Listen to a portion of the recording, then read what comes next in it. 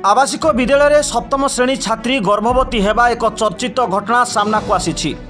अनुसूचित जाति और जनजाति विभाग अधीनस्थ कुटिया बंध उन्नयन संस्था द्वारा परिचालित तुमड़ीबंध ब्लॉक बेलघर ग्राम पंचायतर रांगापारू ग्राम में सरकारी बालिका आवासिका उच्च विद्यालय एठारे सप्तम श्रेणी छात्री 4 मासर गर्भवती थिबा नेई बेलघर थाना अभियोग होईछि। आवासिक विद्यालय कौनसी लोक अभिभावक शिक्षकों प्रवेश नथिबा कड़ा निर्देश थिबा बेले किपरि छात्री जनक गर्भवती हेले एने संदेह हेउछि।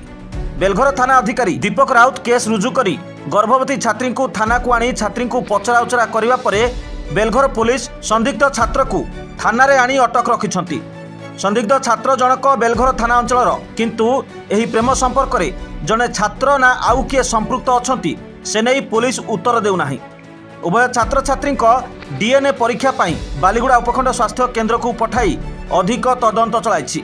ए घटना विषय में गणमाध्यम को कौनसी प्रकार प्रतिक्रिया रखा प्रधान शिक्षक सत्यवान सिंह बारण करिथिबारु स्कूल कर्तृपक्षों भूमिका संदेह घेर।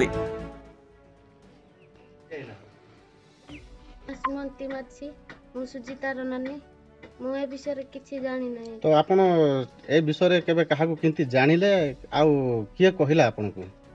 आमे हॉस्टल तो सुनिଛୁ।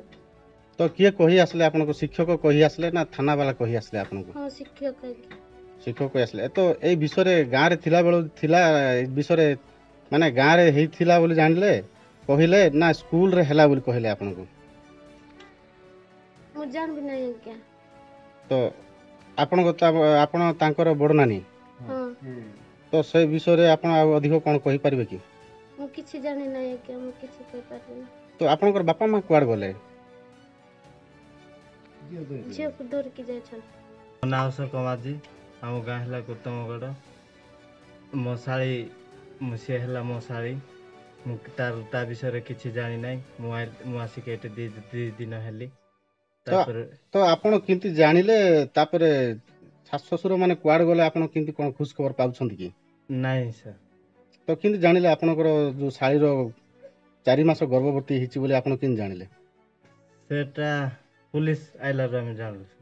पुलिस कोन कहिला आपन को? किंती कुआड कोन नेला आपन ससुर मान को आपण किंती जानिले? से पुलिस आसला अंगनबाड़ी से तो कथा हेले सर आ से अंगनबाड़ी हमको कहले। सास ससुर तांको पुलिस सते गले? हां सर।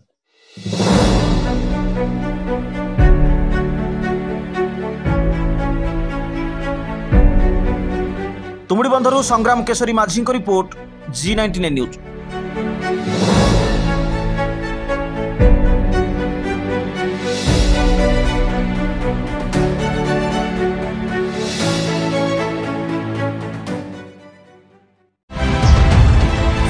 सपक्ष विपक्ष ऊर्ध्वे G99 न्यूज।